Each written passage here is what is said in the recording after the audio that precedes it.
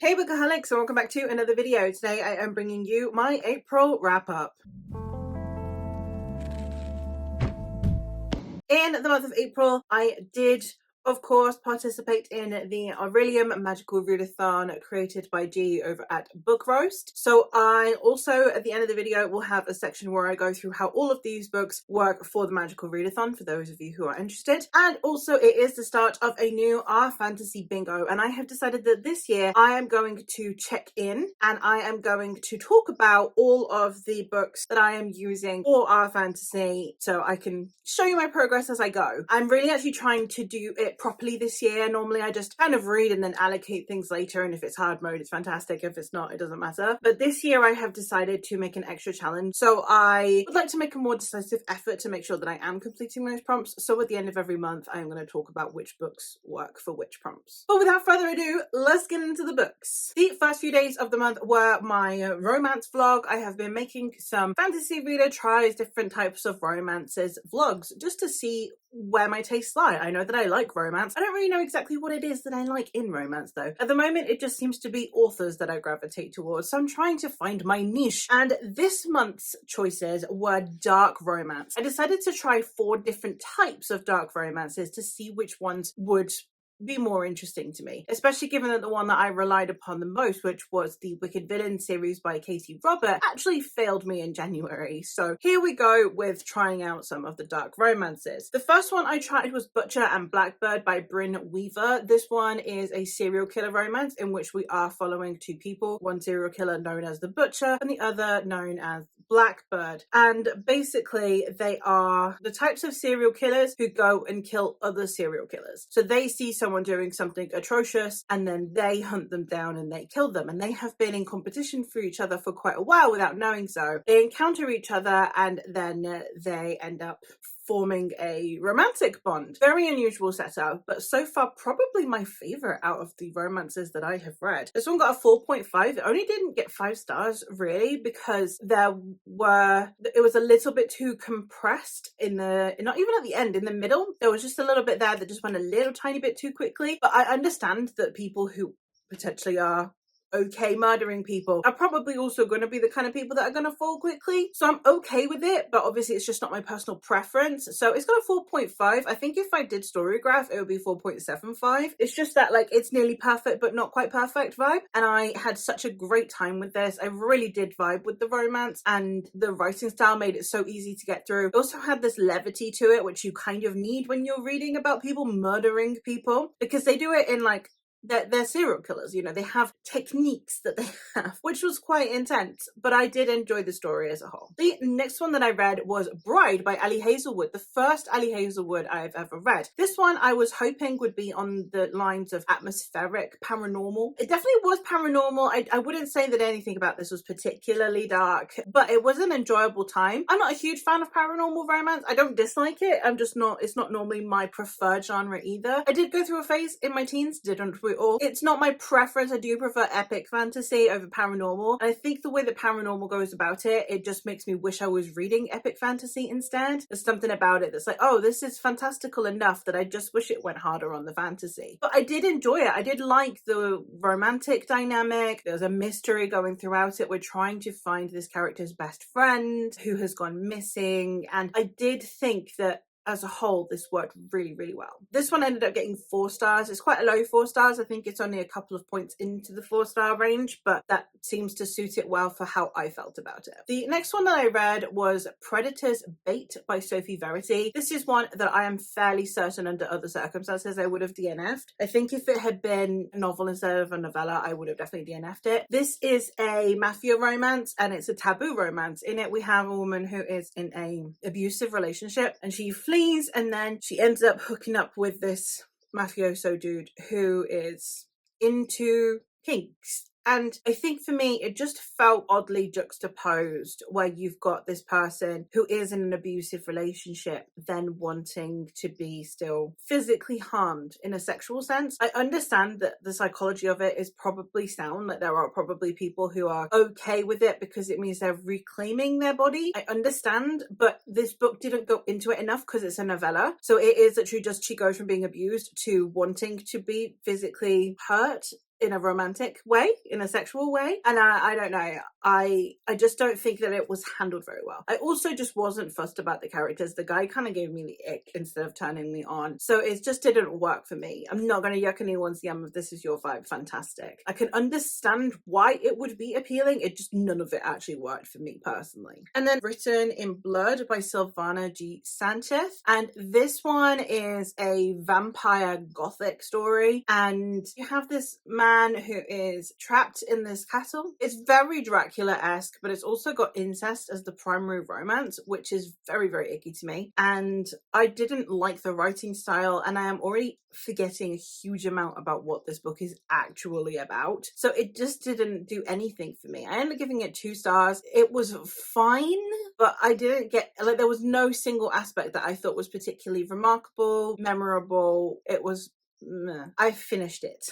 That's the full extent of my feelings on it, and I will probably never think about it again after this video. The next vlog that I did was the Week in My Life vlog, in which I read 3 books. The first one being And What Can We Offer You Tonight by Primi Mohammed. This one is a novella in which we are following a society that is slightly dystopian in a fantasy setting, and we're following this woman who works in a brothel whose friend goes missing. Again, can't tell you a huge amount more about it because spoilers, but I did really like the writing style in this one. I thought that it was done in a way that really captured my attention. It really kept me wanting to keep reading. It was so short, but it felt its length. It felt like it was the right length. Sometimes you'll get novellas that feel like starved novels. This wasn't the case with this one. It felt very fleshed out, and like everything that needed to be said was said, and I really liked that. So I ended up giving this one a 4 stars. I think it's around the middle of a 4 star, in between a 4 star and a 4.5 star. I guess if I had Storygraph, it'd be more like a 4.25.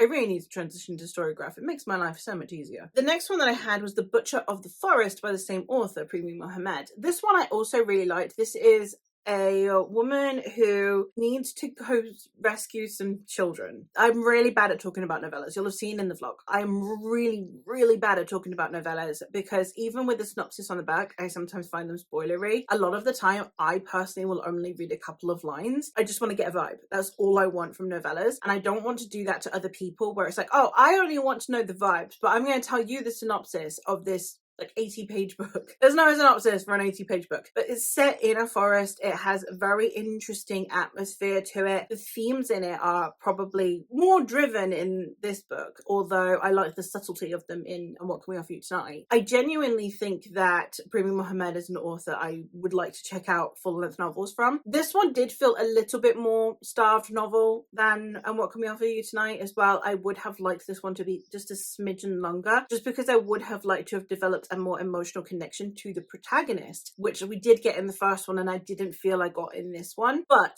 definitely willing to try out this author again. This one just scraped a 4 star. That feels right as well. And the last one that I read for that vlog was Starling House by Alex E. Harrow. This one is a author that I absolutely love, and that's why I picked it up. I have read both 10,000 Doors of January and Once a Future Witches by this author and really, really loved them. This is a haunted house story in which we're following Opal, who is a young woman who is quite poor, who lives in this town that used to be a mining town, used to have money, now it doesn't, now it's poor. Most people are leaving slowly, and she is wanting to leave, but she needs to earn enough money to do so and to also be able to take care of her brother who is in her care. However, she starts working at this mysterious mansion that kind of looks over the city, known as Starling House, and she ends up befriending the elusive heir to this mansion and also discovering the family's secrets. And I think that the way that this panned out was just amazing. I love Alex E. Harrow's writing. This one is just scraped a 5 star. It's not like new favorite material. I don't think it's my favorite Alex E. Harrow, but I love Alex E. Harrow's writing style, and I did really enjoy the commentary that was in here around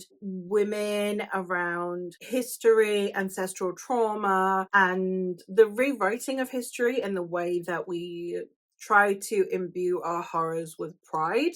instead of with shame. There were also mixed media elements in here. We had like a faux Wikipedia page going on. We've got like texts and stuff. And most importantly, we have Ravina Kai illustrations here for it. I had a great time with this one. I would highly recommend, if you're a fan of Alex E. Harrow, to check this one out. And as ever, I'm excited to pick up more by this author when she gets something out. The next vlog that I did was my Elise vlog, my friends take over my TBR vlog. And the first thing that Elise had me read was Redemption in Indigo by Karen Lord. This one is a whimsical fantasy standalone in which we are following Parma, who is a woman who is done with putting up with her miserable gluttonous husband. So she decides to go back to her family home, and along the way, this spirit decides to meddle for their own amusement and give her what is called a chaos stick. However, this chaos stick happens to belong to a different spirit and therefore doesn't go well for our protagonist. It gives Nettle and Bone vibes, not in the tone and not in the writing, but in the setup, in this group of companions moving together, or this adventure across a space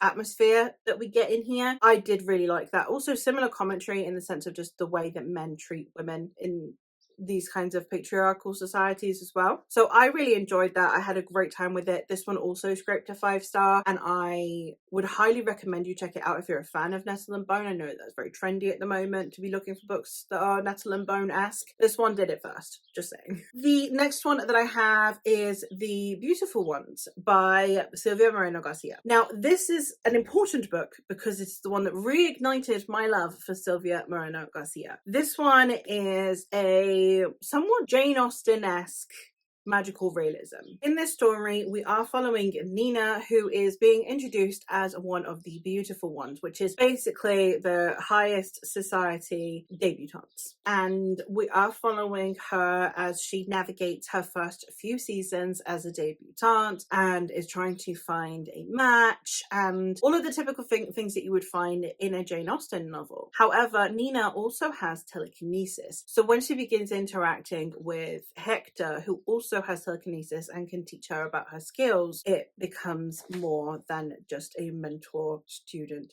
relationship. I really loved this. Again, perfect for fans of Jane Austen. I got it pitched to me that way and I wasn't misled. I really did appreciate Nina. I really like her as a character. I really also like some of the other side characters in here, namely Nina's cousin, and the way that he treats Nina and the family bond that is there I thought was really good. And I would just highly recommend you check this out. I had a bit of a tumultuous relationship with Silvia Moreno Garcia. I'd gone from a 5-star to a 4 to a 2, back to a 4, and now I'm back to a 5. So all is right with the world, and I'm super glad to have read it. Next up, Elise had me reading the entire Winnowing Flame series by Jen Williams. The Winnowing Flame is a sci fantasy series that consists of The Ninth Rain, The Bitter Twins, and The Poison Song. In this story, we are in a world in which you have what's called these rains, which is where an alien species rains down havoc on this planet, and the only ones that know how to protect the people of this planet are the species known as the Eborans. However, in the 8th reign, the tree of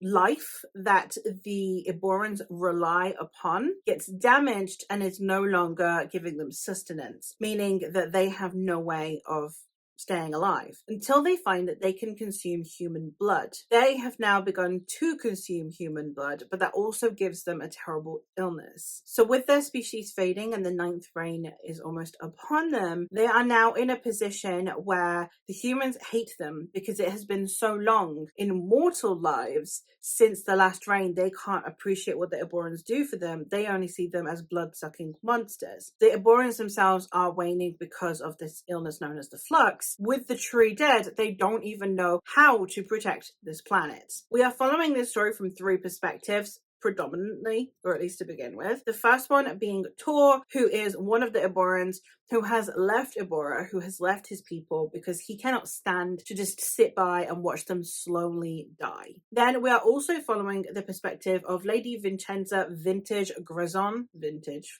for short. And she is a scholar and an academic who is wanting to study exactly what is happening with these rains. So she offers Tor employment, and they go on a journey to find some artifacts that will hopefully help them with the next rain. Along the way, they happen to encounter our third perspective, which is Noon. Noon is a witch from this tower, and she has escaped. That basically, if you're a witch, you're kind of thrown into this institution and treated very badly, and she has fled, and she ends up joining this group and also helping them out, and it goes from there. I loved this series. I gave book 1 4.5 and books 2 and 3 5 stars. New favorite series. I knew it would be. The amount of rave that this has been getting, I'm very excited to read more by this author now, just because of how enamored with this series I was. I loved the characters. I sobbed at the ending, and I was very emotionally invested. So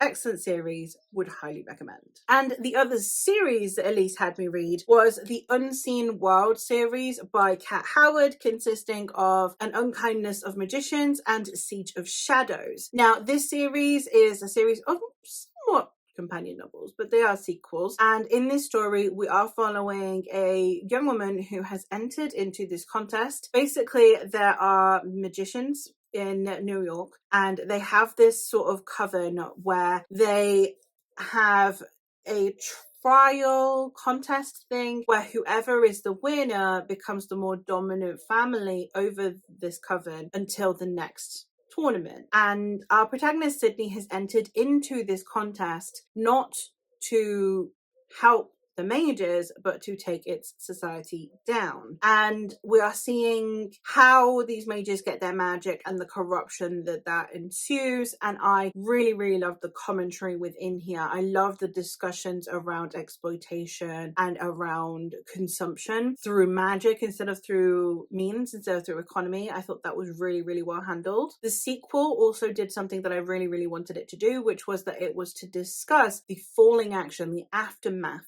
of what happens in the first book, how we deal with what happened in the first book. It's not just that this happened and therefore now everything is fine. It's this happened and how do we process that and how do we rebuild? And I really did appreciate that. Both books got 4 stars. The first book got 4 stars because it depended on how the sequel went, whether or not I would deem the book having a satisfying ending. And with the sequel, I got 4 stars because I did feel like as we went along, I began to get more and more disconnected from the characters, and I would have liked a little bit more emotional investment, especially in the sequel where it's less action-packed. The next vlog was my spinner wheel vlog, and in this vlog I read 3 books. Well, I read 2 and DNF'd 1. The one that I DNF'd was Hang the Moon, which is the second book in the Written in Stars series by Alexandria Belfler. I read the first one back in my Jane Austen spinner wheel vlog, but this one I only got 15% of the way in and I DNF'd it. I was just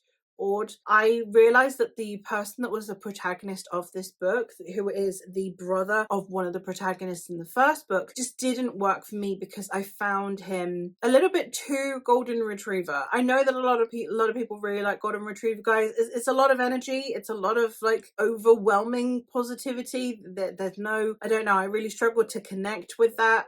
I'm sure he would have gotten vulnerable eventually, but I didn't want to stick around and wait and find out. So I figured I'm not into this. I don't want to read this, so why bother? And I'm not bothering. The next one that I read for that vlog was City of Jackals by Eman J. Beddy. This is the second book in the Ghost of Etherin series, the first book being Kavithri. This is a steampunk Indian poppy war. It is a takedown of society. It's a revolution. It is the uprising of the underclasses. But I actually think that, and I say this a lot, if you don't like the poppy war, I think you will like Kavithri, just because Kavithri is a much more tolerable protagonist than Rin. I really did enjoy this series. I think that it has so many amazing qualities to it when it comes to the interpersonal relationships, the societal constructs, the way the world building functions means that we are leaning heavily into Indian culture, but also still feeling very, very fantasy. And I really loved the way that this sequel expanded upon the world. It grew the stakes, it changed the narrative. So the focus in this one is different to in the first one. In the first one, we have a somewhat school setting for a brief moment there. In this one, it is like entirely uprising, and it is a workers class uprising. Instead of it being peasantry class that you'd normally get in like older fantasy, this is a workers class uprising, and I really like those, especially with it being set in India and the history of India. That also felt really poignant, and I loved the way that this was depicted in here and the way that it felt. Like at the moment, I feel like we need more books that are about working class uprisings instead of feudal uprisings, personally, and this one did exactly what I wanted it to do. And the other book that I read for that vlog was I read Blood Mage by Chaos Veloso, which is another sequel. It's the second book in the Jay and Puppet Master series, and in this story we are following Rosha, who was once a member of this prestigious school where she was learning how to be a mage. However, she ends up in a circumstance where she flees the school instead of taking her exams. But you are not allowed to be a mage if you are not under control of this institution, so now she is an outlaw mage, and she's been just basically kind of being a hedge witch out in the middle of nowhere where she's just helping people out, and the Empire really don't care about this corner of the world, so they're more than happy for any help they can get, even if it's by an outlaw mage. However, then she gets roped into helping find her father, whom she hasn't talked to in years because he has gone missing. And it's a epic fantasy story. It is a very exciting story. It's a very interesting world, so much commentary. Obviously it's a take down the system story as well, and I love Chaos Veloso's writing style. I love the way that she does world building. I love the way that she does characters. I love that each of her characters still feel like hugely unique people, even when they are all in leading lady role. They all feel very unique, and I am very excited to continue this series, and both of these got 5 stars. I will briefly touch upon the fact that I did also read Dragonfall by L.R. Lamb. This is one that I can't talk about at the moment at all, but I did read it, and it's only being brought up because I did use it for Magical Readathon. I do have a vlog on the way for this one. It will be a little while, but it will be worth your wait, I promise, I think. And yeah, I'm very excited to talk to you more about this one, but you're just going to have to wait and see. We're in the final stretch. Last 3 books. The next one that I read was Lady Macbeth by Ava Reid. This was my audiobook for the month. This is the only one of my 3 jar picks that I read. You will see why when we get to the Magical Readathon prompts, but I ended up giving it 3 stars. I wasn't a fan. Basically, I went in wanting Lady Macbeth. I wanted a 40-something-year-old villain. I wanted her to be a villain. I wanted her to be an older woman. I wanted her to be wise. I wanted her to not give a fuck. And instead, we get this younger, slightly more doughy-eyed, misunderstood protagonist that we get a lot when we get villain retellings. And either give me a feminist as fuck, you know, yeah, the patriarchy has just decided I'm your villain, or just an outright villain. Don't give me some innocent, naive girl who got pushed into this position, especially not for Lady Macbeth. So that was entirely an expectations thing. I think it was well written. I really like Ava Reid's prose. I think it was well written. I think the plot was interesting. And if I pretended it wasn't Lady Macbeth, it was a decent enough story. It's just that it wasn't the book that I wanted because I wanted Lady Macbeth. So it just kind of didn't work out for me in that sense, but that's just one of those things. The next one that I have is The Fate of Stars by S.D. Simper. This one is a mermaid romance. This one I really enjoyed, but I don't find very memorable. Like, I've read it relatively recently, but I don't find it very memorable. I'm not very engaged with it. I'm not fussed about it, and it's such a shame because I wanted to love this book because it's sapphic. I gave it like 3.5 at the time, but I'm already forgetting what this book is about. I know that it's a romance, obviously. I can picture scenes, but the point of the book I've kind of lost along the way. So I probably won't be continuing the series either, which is a shame. But I liked the prose. I remember liking the prose. I just don't find it a memorable story. And the last one I have to talk about, I'm going to be very brief about, is To All the Boys I've Loved Before by Jenny Han. This one is a YA romance. I read it with my niece. So basically we were reading it out loud to each other at night. And it was such a lovely experience to have with her. It was just one of the highlights of my month. And I'm not rating this book because it's not my genre. It's not a book that I will be reviewing anyway. And the purpose of this book was the experience, was just sitting there with my niece for hours every night, reading this book out loud to each other and then chatting about it. And then we watched the films and it was lovely. And I don't have much to say on it. It's just, it was a lovely time. But now for magical readathon prompts. So first of all, we have spells and incantations, and that is one word from the last book title. So at the time the original announcement video went up, I was reading Written in the Stars. I actually had 3 books on the go, so it didn't matter too much, but one of them was Written in the Stars, so I have used Written in Blood for this prompt. For alchemy, the prompt is all capitals, which means that the font on the cover needs to be in all caps. So I have gone with The Beautiful Ones by Silvia Moreno Garcia. For psionics and divination, it is a book that features witches or the occult. I had a couple of options, but I have ended up using An Unkindness of Magicians, as the magic system is very much like the occult. For art of illusion, it was to read a book you'd already planned to read this month, so I went with Redemption in Indigo by Karen Lord. For shapeshifting, it is to read a book with a dragon in the title or on the cover, and I have gone with The Bitter Twins by Jen Williams. That has a big dragon right on the cover there.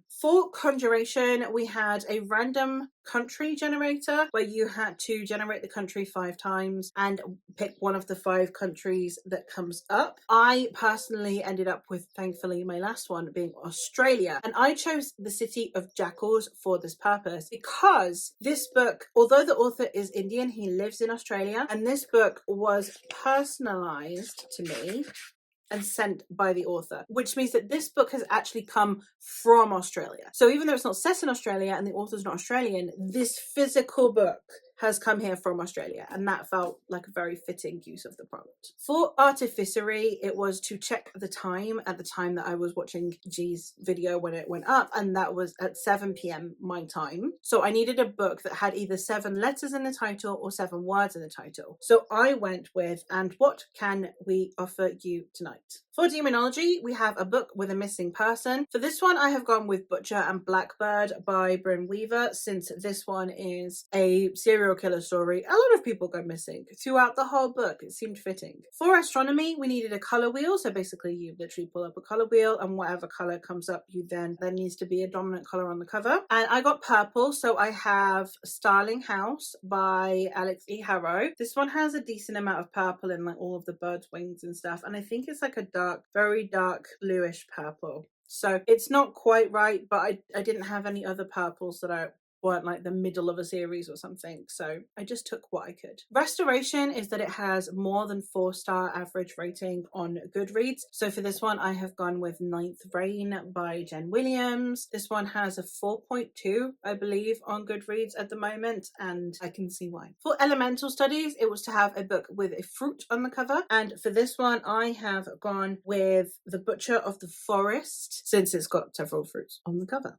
For inscription, we had Pick a First Sentence. Now, I had 3 jar picks at the beginning of the month, which were The War of the Flowers by Tab Williams, All's Well by Mona Awad, and Lady Macbeth by Ava Reid. And from the first sentence alone, the one that intrigued me the most was the Ava Reid one, so I picked that one for the prompt. For animal studies, we had A Book That You've Stolen from Someone Else's TBR. Now, I know at least 4 other people that have this on their TBR. It might not have been their April TBR, but they definitely have it on their TBR, and I'm gonna take that as a win. For the quests, we had Dragon Healer, which needed to have sky on the cover, and for this one, I have used Bride by Ali Hazelwood. It's got a moon on the cover. I feel like that's a night sky on the cover. For Dive Volunteer, it needed to be an ocean-themed story, so for this one, I have The Fate of Stars, as we do have a mermaid in it. And for Missing Shoe, we have Shoe on the cover, and thankfully the copy that we read of To All the Boys I've Loved Before has shoes on the cover. And then finally, for the Year in Ieldia prompt, we had a book where the author's name has a W in it, so I have used Sleight of Shadows by Kat Howard, as Howard has a W in it.